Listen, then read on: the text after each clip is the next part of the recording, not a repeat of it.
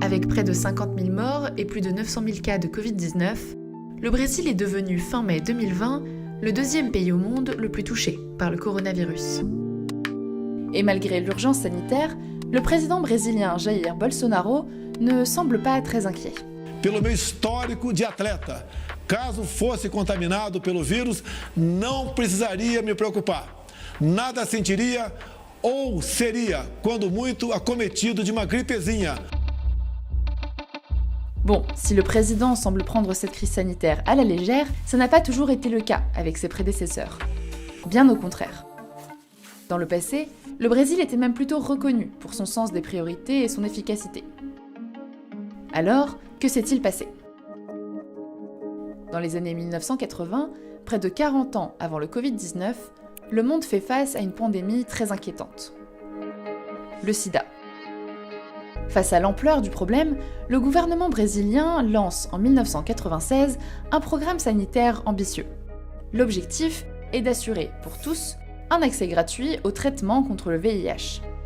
Le problème, c'est que les traitements appartiennent à de grands groupes pharmaceutiques. Et ils coûtent cher. En 1997, le coût médian d'un traitement pour un patient est de 4 800 $ par an. Alors, le Brésil se débrouille comme il peut. Par exemple, en fabriquant lui-même des génériques à partir des traitements qui existent ailleurs. Et ça marche plutôt bien, puisque de 1996 à 2000, le nombre de morts par an passe de 28 000 à 15 000. Mais en 1996, les règles du jeu changent. L'Organisation mondiale du commerce interdit au Brésil de copier les médicaments. Le pays doit désormais les acheter aux firmes pharmaceutiques. Or, c'est justement à ce moment-là qu'apparaît un médicament très prometteur contre le VIH.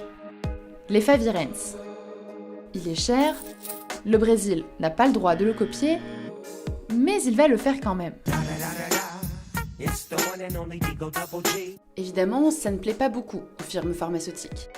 Et l'ironie de l'histoire, c'est que malgré le non-respect de la réglementation internationale, l'ancien président brésilien Lula da Silva sera récompensé par l'ONU en 2012 pour sa lutte contre le VIH. 20 ans plus tard, le Brésil est touché par un nouveau virus, Zika. Il se transmet par les moustiques et provoque des malformations du crâne chez les bébés. On appelle ça la microcéphalie. En janvier 2016, le Brésil dénombre près de 3200 cas dans le pays. La présidente de l'époque, Dilma Rousseff, promet d'engager une lutte active contre l'épidémie. On a une politique très offensive du gouvernement et du ministère de la Santé. C'est-à-dire on déclare la guerre à Zika, donc on ne dit pas du tout que c'est pas une petite grippe. Cette guerre repose sur deux piliers. D'abord, la lutte contre les moustiques, et pas n'importe laquelle. Le pays expérimente une technologie anglaise qui consiste à relâcher dans la nature des moustiques génétiquement modifiés. Des moustiques qui se reproduisent avec les moustiques sauvages, mais dont la progéniture ne survivra pas. Deuxième pilier, l'argent. En mars 2016, le gouvernement annonce une aide de 100 millions d'euros pour encourager l'innovation. 60% de cet investissement est destiné à la recherche de vaccins et de traitements contre Zika. Enfin, dernier exemple de l'engagement brésilien sur les questions sanitaires, il recrute des médecins étrangers. En 2013, pour remédier aux déserts médicaux dans certaines régions pauvres, 11 000 médecins venus de Cuba sont embauchés. Bref, face à toutes ces crises sanitaires, le Brésil a plutôt réagi rapidement. Alors, comment expliquer la situation dramatique du pays face au Covid-19 ? Déjà, il faut rappeler que le système de santé brésilien reste fragile. Depuis la Constitution de 1988, l'État garantit un accès universel et gratuit au système de santé à chaque Brésilien. Mais encore faut-il pouvoir consulter un médecin. En 2017, le Brésil comptait en moyenne 2,2 médecins pour 1000 habitants, ce qui est dans la moyenne des pays d'Amérique latine. Mais ce chiffre varie énormément entre les régions.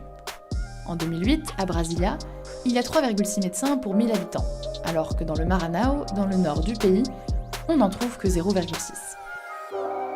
Et puis, selon ce classement de l'OMS, le système de santé brésilien arrive à la 125e place sur 191, derrière une bonne partie des pays d'Amérique du Sud.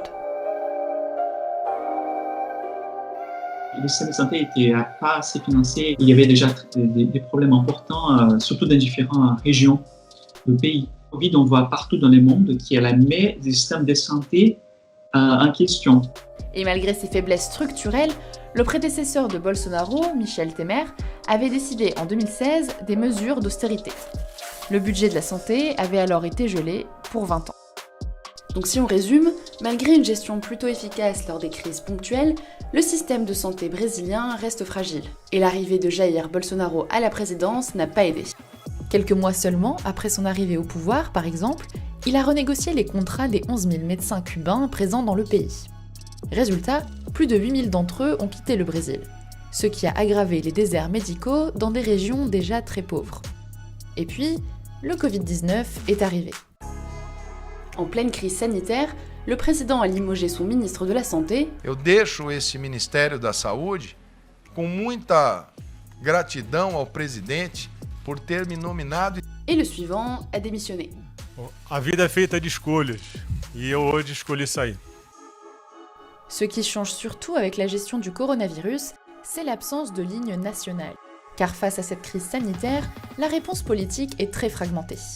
Temos protocolos mais rígidos, sim. E o protocolo mais rígido do que o atual é o lockdown. As autoridades estaduais e municipais estão tomando medidas, no meu entender, além da normalidade. Résultat, selon les opérateurs de télécommunications qui suivent les mouvements des Brésiliens grâce à leur téléphone, la part de la population confinée n'a pas dépassé 62% depuis le début de l'épidémie. Malgré l'avant-garde du pays dans le passé, les chercheurs sont aujourd'hui alarmistes sur la suite de la crise sanitaire.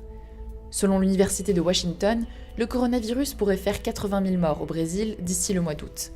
Mais ces projections varient et vont jusqu'à 190 000 morts dans le pire des scénarios.